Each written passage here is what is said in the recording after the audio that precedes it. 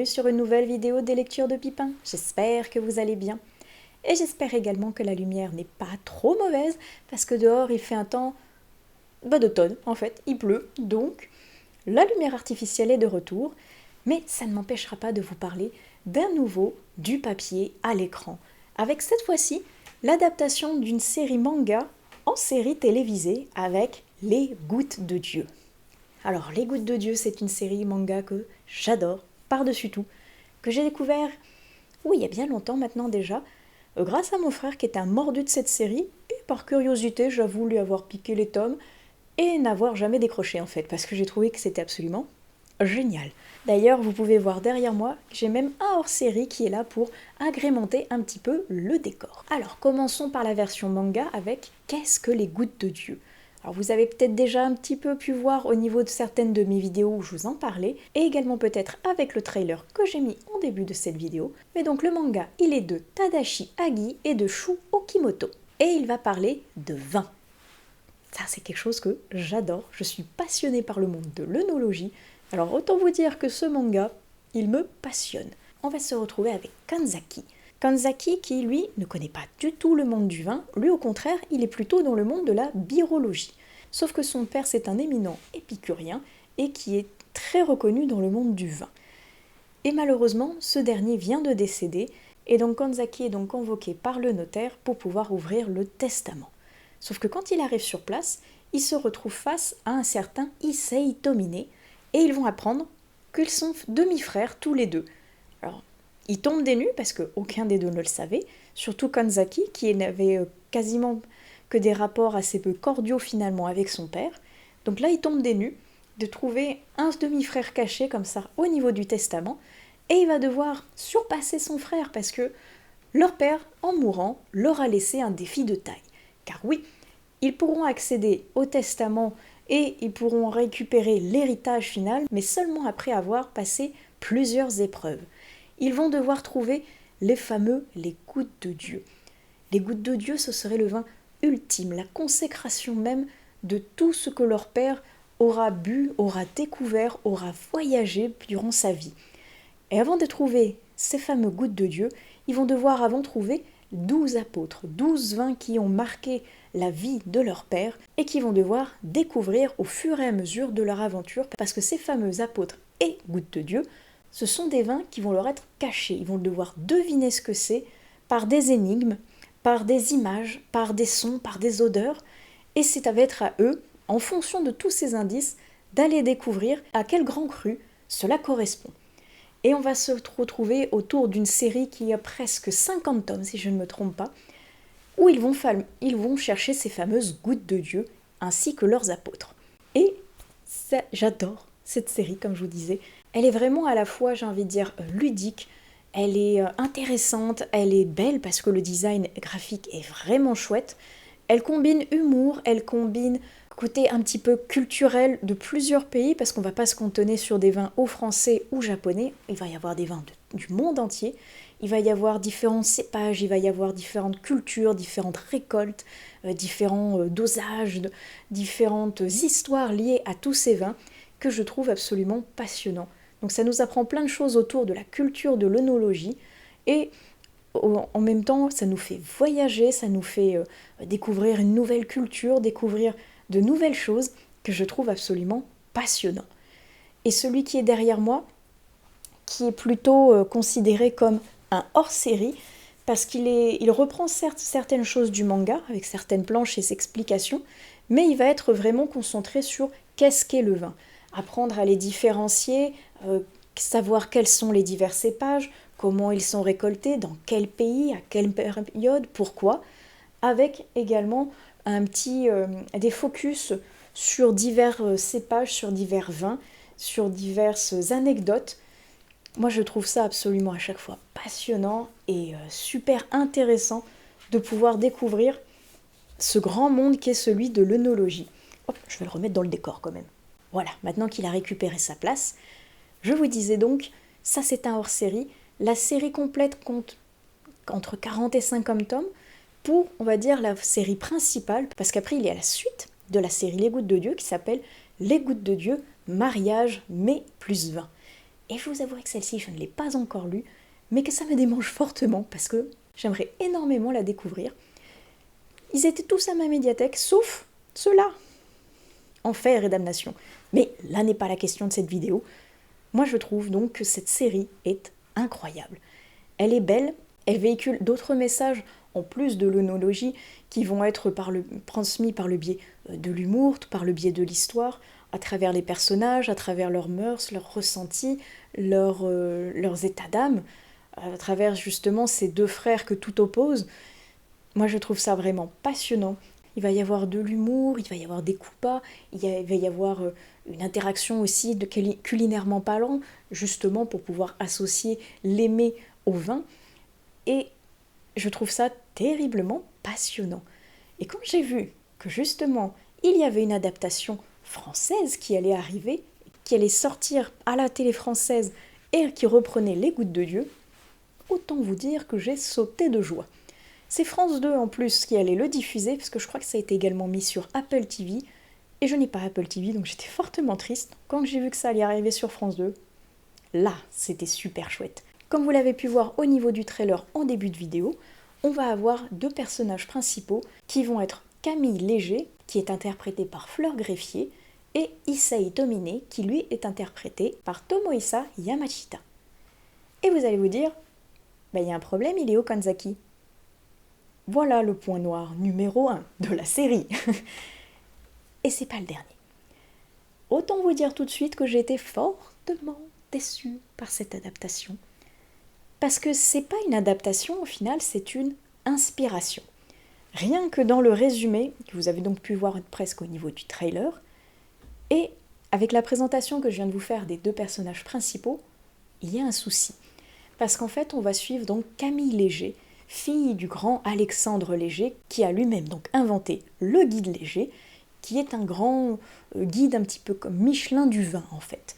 Et Monsieur Léger vient de décéder et Camille est appelée par le notaire au Japon pour pouvoir, pareil, ouvrir le testament. Sauf qu'arrivée là-bas, elle va se retrouver face à Issei Tomine, qui est un petit peu le fils spirituel d'Alexandre Léger, qui a été adopté en quelque sorte par lui, parce qu'il a un talent inné au niveau du vin. Et pour pouvoir récupérer l'héritage, ils vont devoir se confronter tous les deux, Camille et Issei, dans un combat viticole, entre guillemets, un combat en 3 étapes, et au final de ces 3 étapes, celui ou celle qui aura remporté le plus de points se verra attribuer l'héritage, donc une grande collection de vins d'Alexandre Léger. Et donc, où sont les gouttes de Dieu là-dedans ? Disparu, il n'y a plus de gouttes de Dieu au final, si ce n'est le titre, et si ce n'est l'apparition de Issei Tomine, qui est à peu près le seul personnage finalement qu'ils ont gardé. Kanzaki a disparu, a été remplacé donc par une femme qui est donc Camille Léger. Camille Léger ne supporte pas le vin, elle n'en boit pas, donc c'est un peu compliqué pour participer à un concours de vin. Et au final, il va falloir qu'elle apprenne sur le tas, elle va avoir un don inné comme par hasard, et elle va devoir aller donc au-delà de son passé, au-delà de cet étrange personnage qu'est Issei Tomine, des lourds secrets que son père a cachés. Il va falloir qu'elle se reprenne un petit peu en main et qu'elle essaye de montrer à tout le monde comme quoi elle est la digne héritière de Monsieur Léger et qu'elle mérite cet héritage. Alors il y a le côté héritage qui est de nouveau là, le côté un petit peu dans le monde du vin qui est là également, Issei Tomine qui est là, et qui est le seul du manga qui est là finalement, mais ça s'arrête là. Au final, les Gouttes de Dieu, ils n'ont repris que le titre malheureusement. Et c'est fort dommage parce que je trouve qu'il y avait énormément de potentiel. Alors oui, 50 mangas, ça ferait une série assez énorme adaptée, il est vrai. Mais de là à s'en éloigner complètement comme ça, à exploser complètement le concept de goutte de Dieu, finalement, et des apôtres, qui est un petit peu l'essence même de ce titre quand même au final. C'est dommage, c'est fort dommage. Alors on va suivre certes Camille dans de nombreuses aventures, de nombreuses remises en question, une quête et une soif de connaissance et de reconnaissance derrière. Et le problème que j'ai eu un petit peu avec ce personnage, que j'ai vraiment eu du mal à accepter et à apprécier, outre le fait que, entre guillemets, elle n'a rien à faire là vu qu'elle n'existe pas dans le manga, mais c'est qu'en fait, le rôle que joue Fleur Greffier, elle se compose un personnage assez froid, assez hautain, assez détaché, qui a l'air de prendre tout le monde un petit peu de haut et qui va essayer, entre guillemets, d'asseoir son côté fille de quelqu'un par un côté justement, je vais écraser tout le monde et prouver que je suis une femme forte, une femme qui peut s'en sortir dans la vie seule. Et je trouve ça un petit peu dommage au final de faire une distance avec le personnage principal comme ça qui nous rend un petit peu détestable parce que elle a un don inné et elle vient un peu écraser tout le monde du fait que justement elle n'a pas besoin d'étudier parce qu'elle a un don inné, alors qu'en face d'elle, elle a quand même quelqu'un qui a certes un don lui aussi, mais qui a quelque chose de très poussé culturellement parlant, parce qu'il a fait des études dessus certes, parce qu'il travaille dessus, parce que c'est son métier, et c'est sa passion aussi. Et il a un don également lui aussi, mais elle, on n'a pas l'impression que ça lui plaît en fait. Elle est là vraiment pour l'héritage, et rien ne compte finalement à part ça. Elle écrabouille tout le monde de par ce savoir, de par ce don qu'elle a. Et je trouve ça un petit peu dommage et détestable finalement d'avoir un personnage comme ça assez antipathique, assez froid, et qu'on n'a pas envie d'apprécier derrière. Et c'est fort dommage parce que c'est le contraste saisissant avec Kanzaki, qui lui est un bout entre infini, même presque un boulet par moment, parce que lui, il a un don certes, mais il a un don qu'il ne sait pas encore apprivoiser. Il apprend, il ne sait pas comment formuler ce qu'il arrive à saisir dans la nuance du vin, que elle, on a l'impression que ah oui, ça c'est tel cépage, donc c'est forcément telle année, ça vient forcément de tel château, ça a été récolté comme ça, et c'est évident, et puis ceux qui savent pas, ils ont qu'à aller faire des études, moi j'en ai pas besoin. Moi j'ai du mal avec ça en fait, c'est fort dommage que Kanzaki, il était pas du tout comme ça, lui au contraire, il est quelqu'un de très humain, de très ouvert, qui va certes grincer des dents face à Issei Tomine, parce que lui en revanche, il est vraiment imbu de sa personne dans le manga, il est vraiment très sûr de lui, et lui presque ça le saoule de faire cette épreuve face à quelqu'un d'aussi médiocre que Kanzaki qui n'y connaît rien. C'est un petit peu les rôles qui sont inversés, vous voyez. Et c'est un peu dommage d'avoir cassé ce mythe en fait entre les deux, d'avoir voulu asseoir un personnage féminin qui n'a rien à faire là, alors que dans le manga il y a d'autres personnages féminins qui sont quand même très importants eux aussi, mais qui n'ont pas ce caractère exécrable. Il y en a, si, c'est vrai. Il y a certains personnages féminins qui sont imbuvables dans le manga, mais il y en a d'autres qui sont connaisseurs dans le monde du vin et qui sont pas pourris comme ça, franchement, c'est assez dommage. Alors oui, exit le côté recherche des apôtres et le côté recherche des gouttes de Dieu, et on va être uniquement concentré sur 3 épreuves où il va y avoir quand même un côté un petit peu recherche avec ces 3 épreuves. La première, ça va être genre de donner des indices et ils vont devoir retrouver un grand cru. La deuxième, il va y avoir un tableau et ils vont devoir, par le biais d'indices, de métaphores de ce tableau, retrouver le cru qui lui correspond. Et après, un accord mets et vin, pareil, qui doit être impeccable. Alors, il y a un petit côté qui se rapproche, c'est vrai, de la recherche de ces fameux apôtres, qui par un texte justement du défunt va leur transmettre toute la magie et toute la poésie que lui a aspiré ce vin, et par le biais de ces métaphores, de cette recherche, de cette aventure gustative, ils vont essayer, eux, de faire des connexions, de faire des dégustations, des recherches, voyager à travers plusieurs pays pour trouver à quoi correspond ce fameux vin mystère. Et c'est donc, pour tous les apôtres et les gouttes de Dieu, que là, au final, il y a un petit peu cette reprise avec justement le côté métaphorique de la peinture ou juste le côté un petit peu mystérieux des indices qu'ils doivent retrouver. Et la dernière épreuve, ils vont goûter un vin à l'aveugle et après ils vont essayer de le recomposer au plus fidèlement parlant en composant eux-mêmes leur propre cépage et leur propre cru. Donc il y a un petit côté recherche comme ça, mais qui est vraiment assez éloigné tout en étant proche de ce qu'il y a dans le manga, qui au final en plus se résume à 3 épreuves au lieu des 12 qui quand même reprennent le titre. C'est intéressant et en même temps terriblement frustrant Intéressant parce que ça donne une nouvelle approche de cette fameuse recherche des gouttes de Dieu, et terriblement frustrant parce que le lecteur du manga, c'est pas du tout ça qu'il recherche lui. Lui, il recherche la quête des apôtres. Il recherche pas ces trois pauvres épreuves qui sont lâchées comme ça à la tête du spectateur et qui ne connaît pas peut-être le manga. Alors, c'est sûr que si vous ne connaissez pas le manga, vous allez peut-être être enchanté par cette série. Vous allez peut-être découvrir de nouvelles choses, apprendre quelque chose au niveau du vin, apprendre un nouveau jeu d'acteur peut-être par ces personnages. Vous allez peut-être fortement apprécier les nouveaux paysages qui sont mis à la disposition des yeux du spectateur.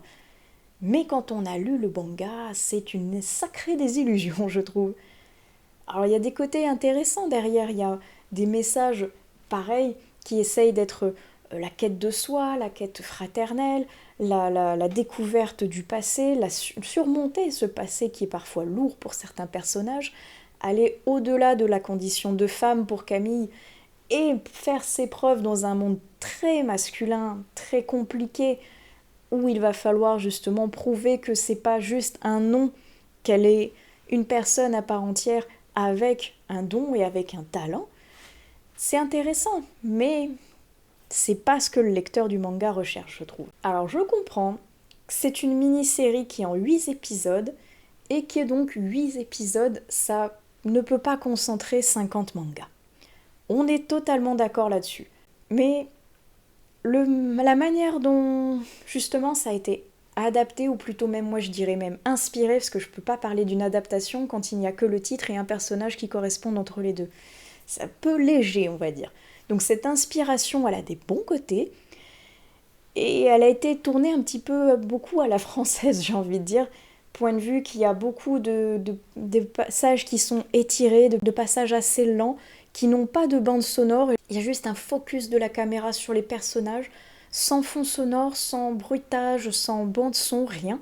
C'est vraiment concentré sur un jeu de caméra qui va tourner autour, qui va se fixer sur le côté transmission d'informations et transmission de sentiments au niveau du regard du personnage, au niveau de son faciès, s'il va devenir un peu plus fermé en fonction de comment la mâchoire va être plus ou moins positionnée, avec les jeux de lumière qui vont venir s'ouvrir ou au contraire fermer la conversation entre deux personnages qui vont se détester. Il y a beaucoup de choses comme ça, mais pas très, on va dire, à l'américaine. Je trouve qu'il y a vraiment une différence entre une série américaine et une série française dans le jeu d'acteurs, dans le placement des caméras, dans les lumières, dans l'incorporation des paysages et des scènes que vont nous montrer justement l'utilisation de drones ou autres. C'est particulier, donc c'est pas mal, c'est un parti pris, mais c'est à la fois bien et pas bien, comme je vous disais, parce que pour moi, ça s'éloigne beaucoup trop de ce qu'est l'essence même de la licence Les Gouttes de Dieu. Donc c'est vraiment une grosse, très grosse inspiration qui n'a rien à voir avec la série phare. Alors il y aura certes des moments drôles, des moments touchants, des moments un peu agaçants, des moments un petit peu où il a fallu placer une amourette en plein milieu alors qu'on n'en avait pas spécialement besoin non plus. C'est pour ça que je vous dis, c'est vraiment assez éloigné au final du manga Les Gouttes de Dieu, que ça récupère pas l'essence même de ce manga pourtant que j'aime tout particulièrement. Et c'est dommage, c'est fort dommage, il y a des bonnes idées, et je pense que de la manière justement de mettre en avant le patrimoine français, la relation franco-japonaise qui peut y avoir entre ces personnages et donc qui peut rassembler autour du monde du vin deux pays qui sont pourtant radicalement différents, tant dans la culture de ce dernier que dans la dégustation ou que dans l'apprivoisement de cette culture viticole. Je trouve ça beau et intéressant, mais il y a un petit manque quelque part, il manque quelque chose, et comme je vous dis, pour moi, qui suis archi fan de la version manga, je n'ai pas apprécié l'adaptation, l'inspiration de cette série française, qui pour moi manquait d'un petit charme, de la magie de ce que fait Les Gouttes de Dieu. C'était trop éloigné du sujet pour moi, malheureusement. Mais, comme d'habitude, moi je vous invite, alors certes, à aller découvrir le manga, évidemment, pour vous faire une idée de qui est vraiment Kanzaki, de trouver quelles sont vraiment ces fameuses gouttes de Dieu. Alors je vous arrête tout de suite. Oubliez la fin. La fin, Vous allez être terriblement frustré, hein, et je suis terriblement frustrée par cette fin. Et c'est pour ça d'ailleurs que je veux aller voir Mariage, mai et vin, en espérant qu'il y ait une explication derrière, même si j'y crois pas trop. Mais donc, allez vous faire votre propre opinion de cette saga de manga, et également, allez vous faire votre propre opinion au niveau de la série. Je pense qu'au niveau des replays de France 2, vous pourrez y accéder sans souci, voire même donc par Apple TV, si jamais vous l'avez. C'est 8 épisodes qui sont d'1 heure à peu près chacun, donc c'est quand même assez court. C'est donc très concentré au niveau de l'action et compagnie, pour pouvoir justement proposer quelque chose d'assez court comme format, et peut-être que vous pourrez apprécier, si vous n'avez jamais lu Les Gouttes de Dieu, peut-être qu'avec cette découverte totale, vous allez être charmé par cette approche du vin novatrice, qui est très fraîche, qui est très intéressante, culturellement parlant, et pour beaucoup d'autres choses également. Allez voir les deux. Moi, je vous invite franchement à vous faire votre propre opinion, tant en version filmée qu'en version papier, et n'hésitez pas à aller utiliser les commentaires pour me dire si vous avez lu ou vu Les Gouttes de Dieu, lesquels vous avez préférés, qu'est-ce que vous avez aimé ou non, pourquoi. Je vous invite à ouvrir le débat au niveau des commentaires, tout en restant respectueux évidemment. Et voilà, je pense qu'on va clore ici ce nouvel épisode de Du papier à l'écran, en espérant que ce dernier vous ait plu. J'ai toujours d'autres idées pour vous concocter d'autres épisodes, qui j'espère vous plairont également. Peut-être que cette vidéo vous aura donc donné envie d'aller vous intéresser un peu plus au monde du vin. Dans le doute, je préfère préciser que l'abus d'alcool est dangereux pour la santé, donc c'est à consommer avec modération. Mais par contre, les Gouttes de Dieu, ça c'est à consommer sans modération.